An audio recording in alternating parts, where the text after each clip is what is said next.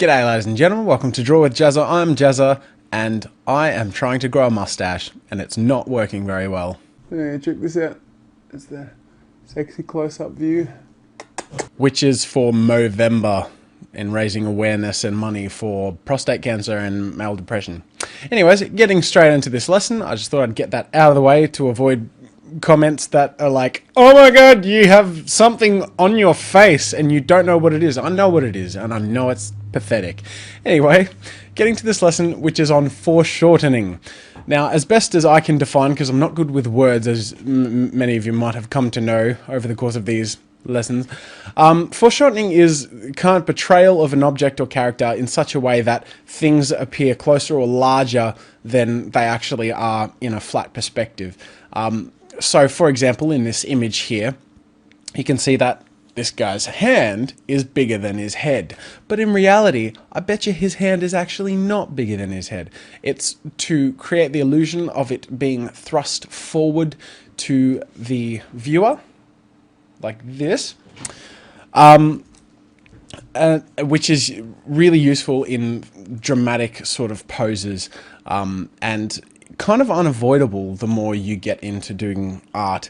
Now, I did do a lesson very recently on perspective, so click the annotation to check that out, because it's going to be kind of using some similar concepts, and if you kind of want to, you know, compare some of these things, check that out. But perspective is very much environment based. We're going to be using these lines and stuff in a guide for, like we were saying, like what this lesson is, foreshortening. So getting straight into it, I've prepared a few examples. And the simplest example I've got here is a rod.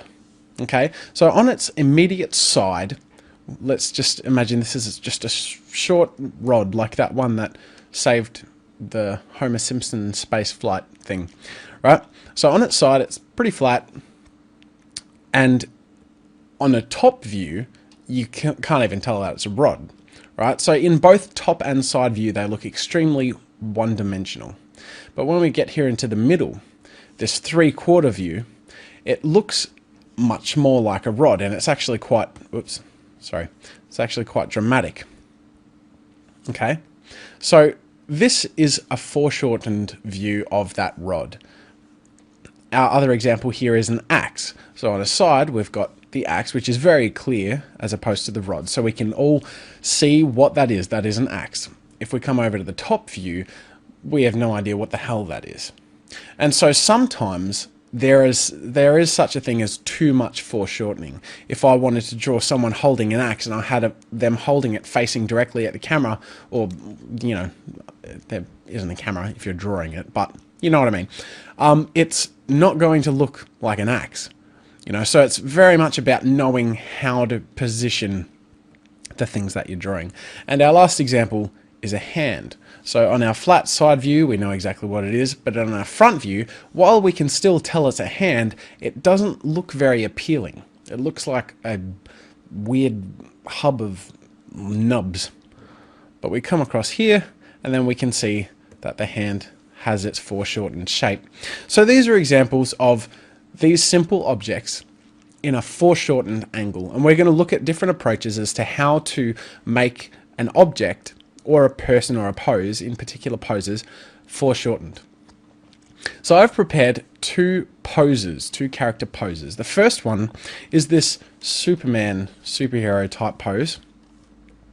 Okay, so we're going to foreshorten that and tip it forward. Like, oh, that doesn't even look like an arrow. Off to a good start. Something like that. We're going to tip him forward, so he's going to be coming more towards the camera, and have a look at how we might go do that.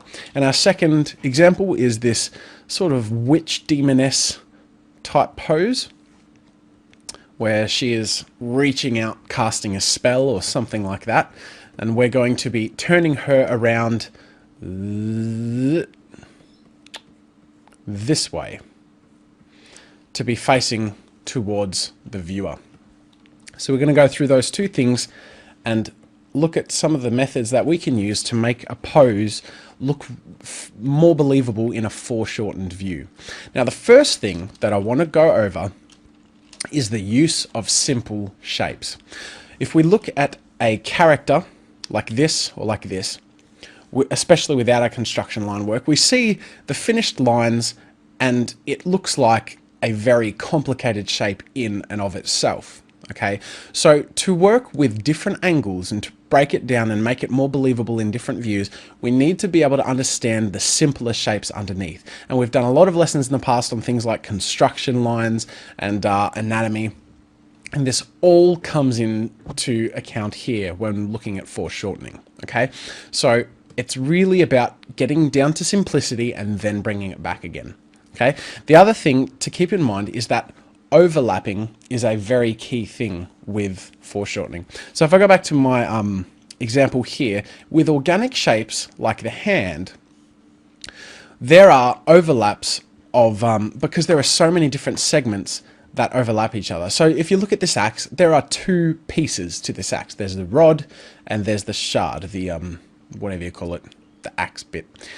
Whereas on the hand, each finger has three portions of bone and skin and muscle, and then the hand itself is made up of different pieces that protrude. It's a very, very organic shape and can be really difficult to interpret on a front-on view. So the best thing to keep in mind, aside from breaking it down to simple shapes to elaborate on, the other thing to keep in mind is what overlaps. Whatever is facing or closest towards the viewer is in front, okay? And so when pointing a finger, the most overlapping part is the very top part of that finger, and then underneath that they underlap, I suppose you'd say. So going into our first pose, what I want to look at first is are the organic shapes of this character. Okay, so if I shut off his line work, whatever, you can see the sketches, and I'll simplify them for you. We've got a block for a torso, another shorter block for the pelvis, okay? And then let's think of the arms as made up of cylinders, okay? Now I know in my construction lines I use lines and then I kind of add rough shapes and muscles or skin over the bone, I suppose you'd say. But for the sake of this, we're just going to go straight to the shapes themselves and work with them as if they are cylinders from the get-go, okay? This hand is already fairly foreshortened, but we don't need to worry about that. Okay, the head, bit of an egg shape, whoops. And then cylinders for the legs.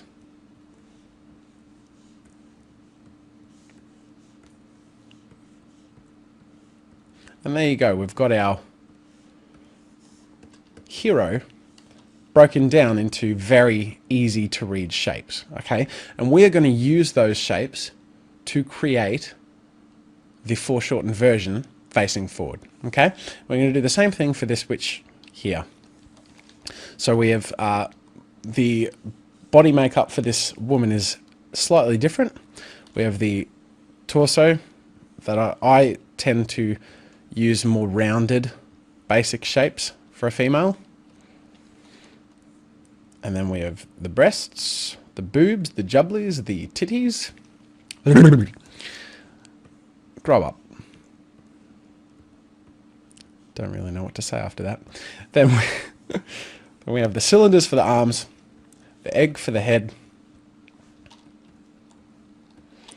the whatever the hell that shape is for the hand. Someone said it in a comment in in a tutorial I did on hands. They're like, it's this shape.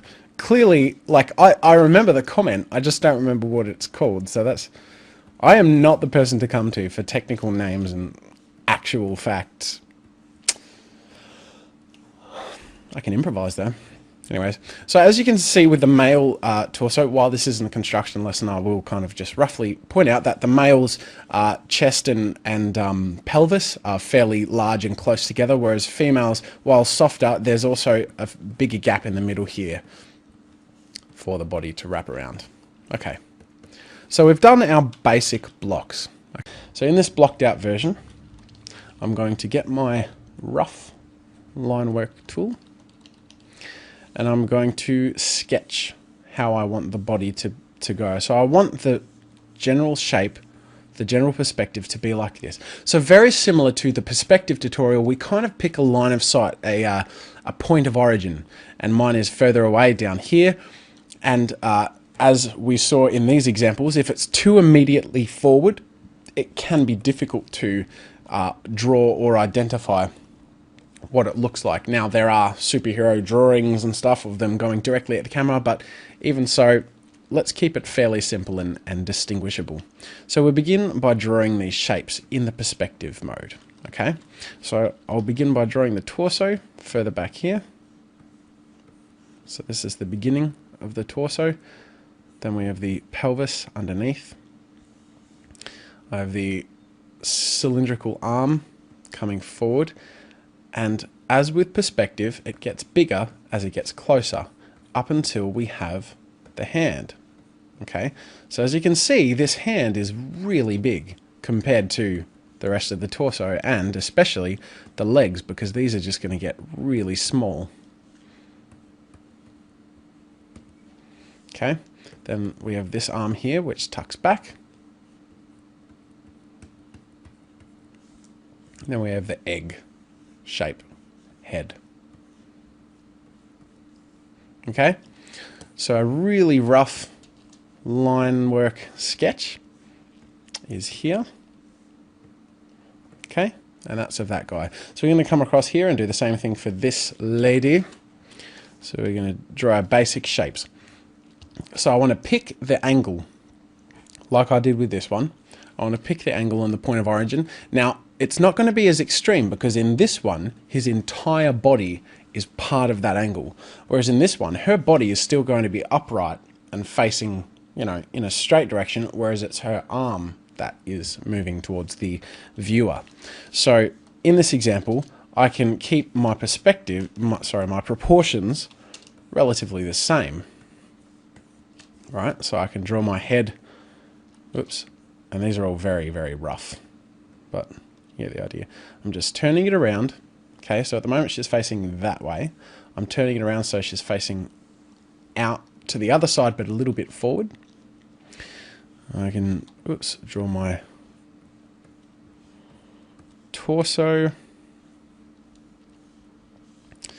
Okay, now this arm, I want to come forward and out like this. Okay, so similar to the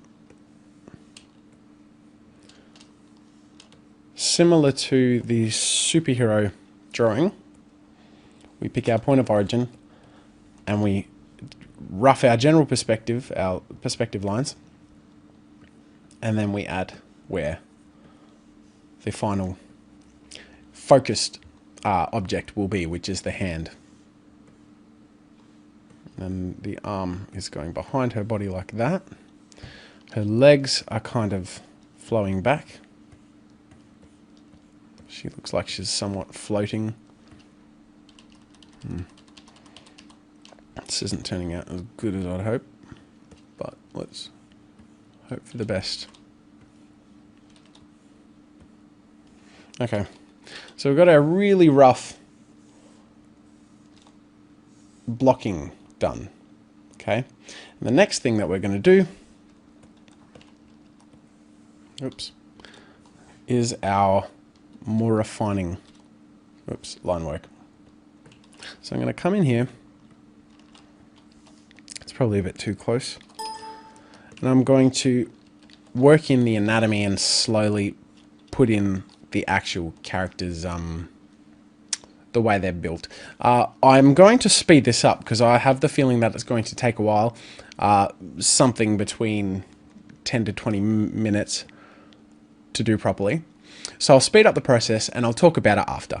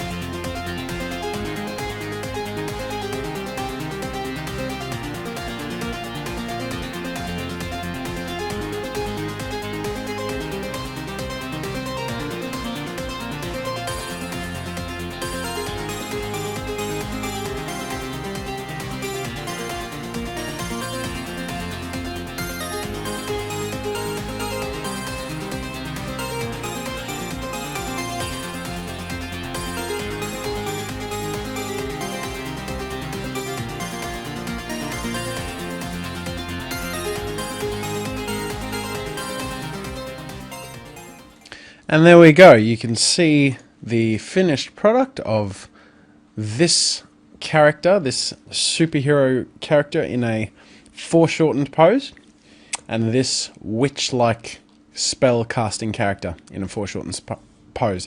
Now, the most immediate thing that you notice is the drama is very different.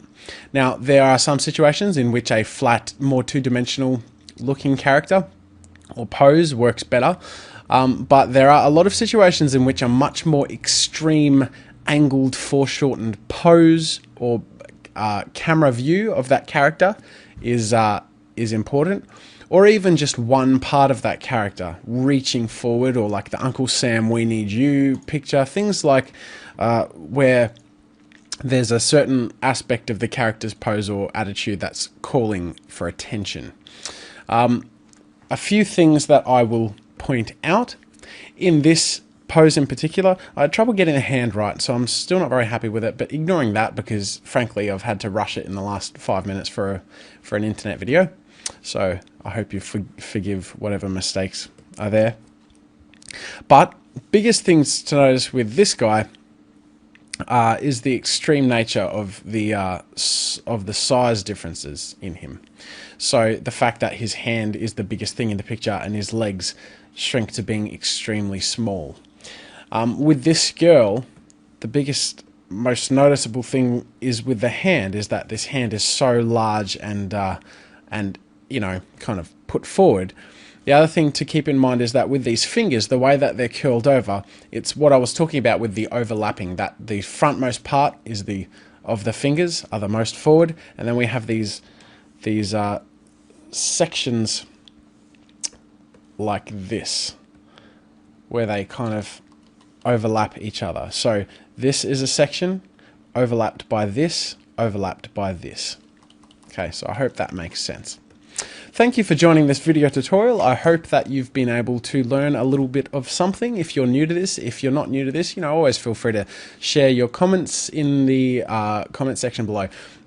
Make sure to rate and subscribe and leave suggestions for future tutorials. Thanks for joining.